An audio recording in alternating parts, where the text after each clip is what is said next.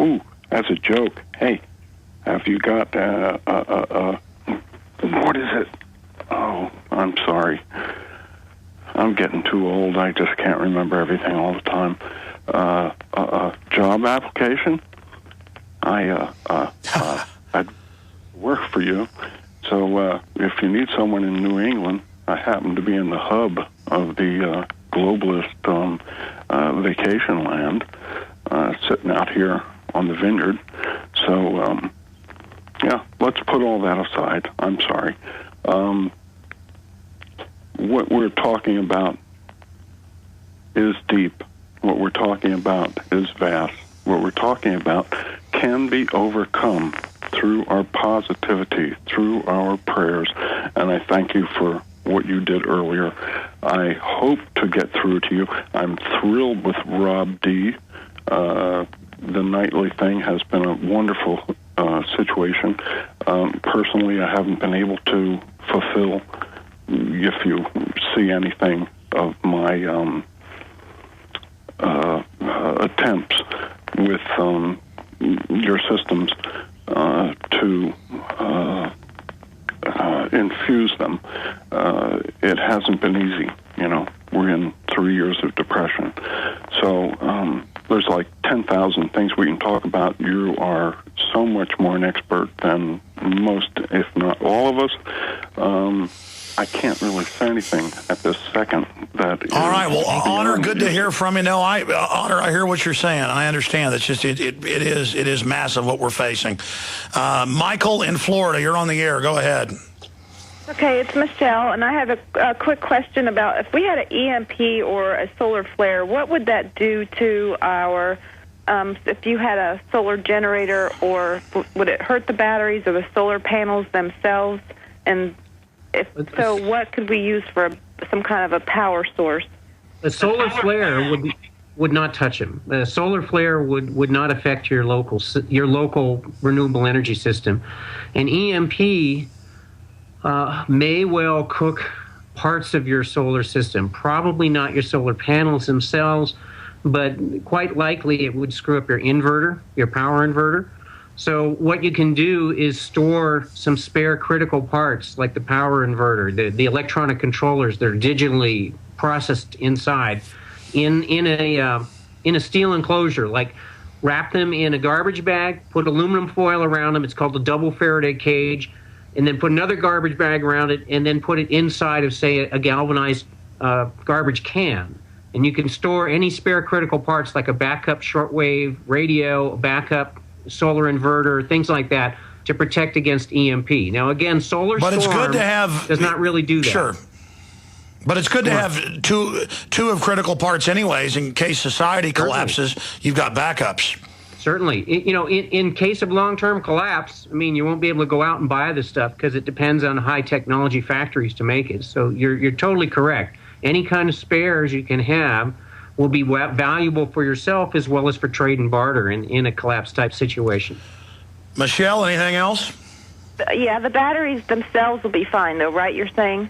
Correct. The batteries can handle all that. It's more like the sparky things that happen from an EMP tend to fry chips. Now, the most recent chips in the last 5 years, if they're built to the EU standards, then the last 5 years chips built to the EU standards actually have onboard electrostatic protection built into them. So they're much more resistant to an EMP type event. The big problem with EMP too is that any digital electronics is controlled by long runs of wire, like our big factories and our SCADAs, our remote sensing control and data acquisition systems. All of those things, those long runs of Ethernet cable that connect stuff together in industrial processes, those act like big antennas to suck in the energy from an EMP or a solar storm. So they're much more susceptible to failure in the event of either EMP or solar storm. Your small personal electronics are not so susceptible to failure. All right. Good questions, Michelle. Thank you so much for actually asking our guests a question, because we don't screen calls. We have great callers, but it's almost always on another subject. We could have Ron Paul on and take calls. They bring something else up, which is fine, but just didn't get to the points. More calls straight ahead. Stay with us. Yeah, it's either the end of the New World Order and this global governance system run by a bunch of crazies, or it's the end of us. They're trying to start war with Iran. Russia and China are threatening to counter-strike. Governments killed 260-plus million people last century alone. It's called democide. We want to stop that from being repeated or even bigger this century. Let's go to Josh in Oregon. You're on the air with Matthew Stein. Go ahead, Josh. Hi, Dad. Great interview. Hi, Josh. And, how you doing? All right. And Alex Jones, thank you for all you've done for humanity. You're a wonderful person, and I support every single thing you've done for as long as you've been on the air. Well, thank you, sir. I had a question and kind of a comment as well for the interview. One was, I think, Alex, you might be aware that obviously our government is clearly in the know about upcoming events and usually doesn't seem to tell us about them if they're not outright perpetrating them. Clearly, from the data I've gathered, they are aware of a coming cataclysm, a massive cataclysm. I've seen some mention of it through your website about polar shifts, and there is clearly, from what I've seen, it looks to be polar shifts already slowly occurring on our planet. Well, yeah, I mean, I've talked to a lot of experts. I bet your dad knows more than I do, but the poles are always moving a little bit, but they have been moving faster than they were previously, but they've only been recording them, for 60, 70 years. I have looked into this, but I don't think anybody knows. What I do know is elites and governments are building seed vaults, armored compounds, DNA vaults, RNA vaults. The elites are digging in like they think it's the end of the world. Now, whether that's the financial collapse or World War III, or they know something we don't know. Let's ask your dad. What do you think, Matt? Well, I don't have an opinion on the pole shift, but I do know that from the trends, like my article, The Perfect Storm, those trends are guaranteed to collapse business and the world as we know it. In my opinion, as a scientist and engineer, if a graph is headed straight for the bottom, you don't do something different, it's going to hit bottom. Now, whether the poles are going to shift or not, I don't know. That's a very long-scale geological event. I don't claim to have that special knowledge.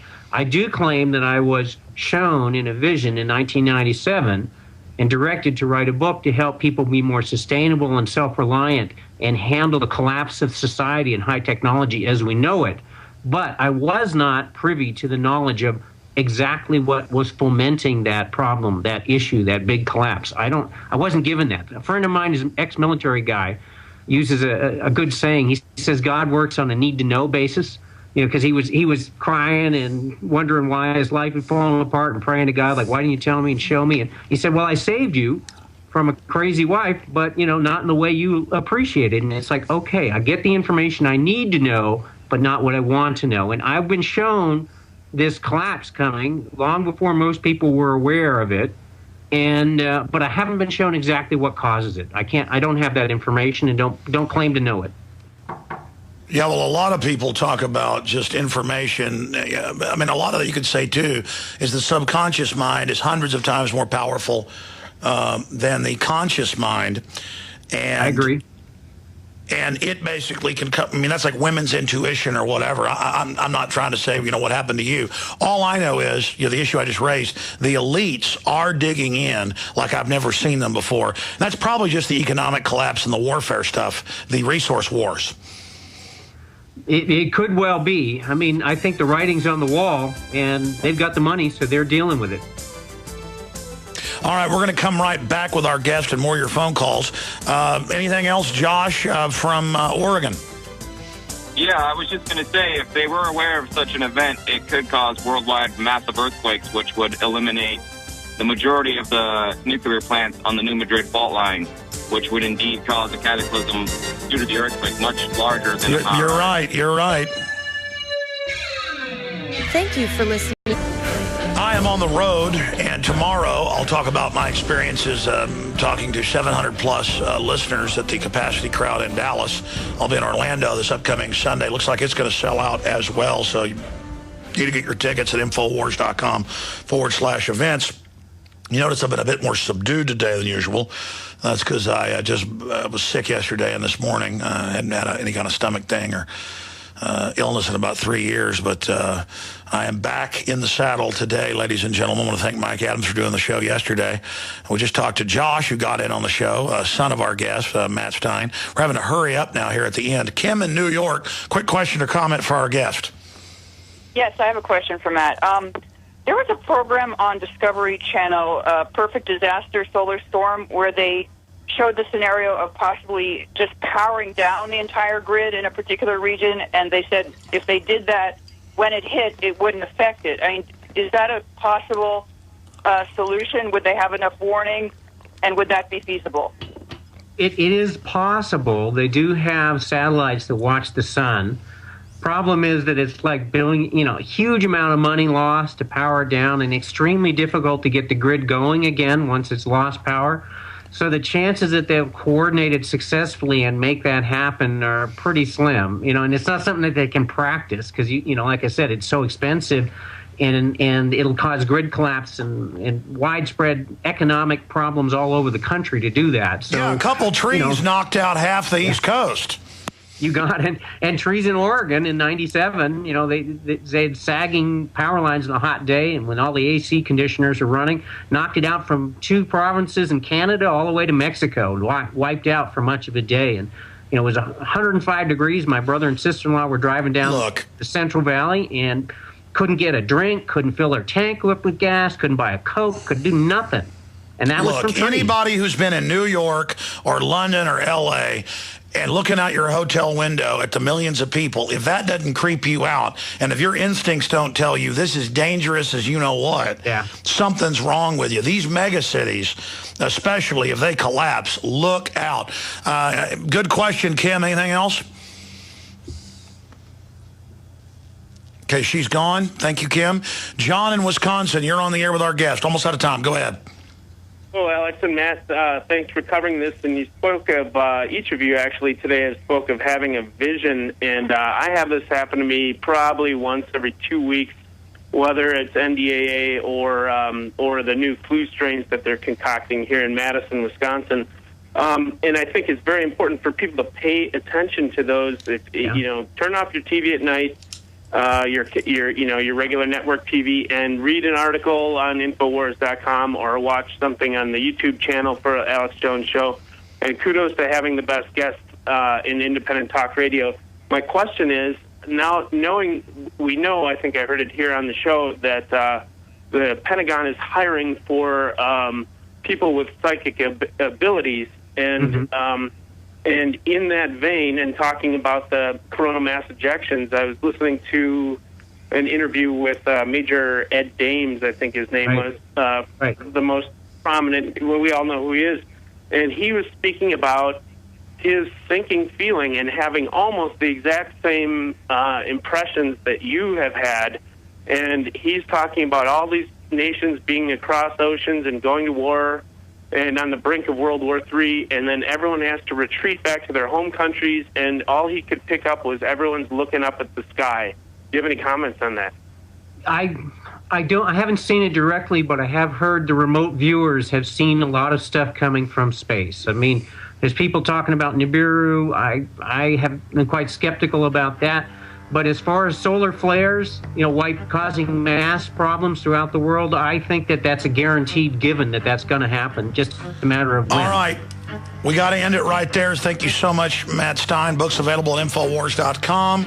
We'll be back with the rest of the transmission, and we'll be back tomorrow, 11 a.m. Central Time. Infowars.com and Prisonplanet.tv are the websites. And as for the visions, I'll keep those visions to myself.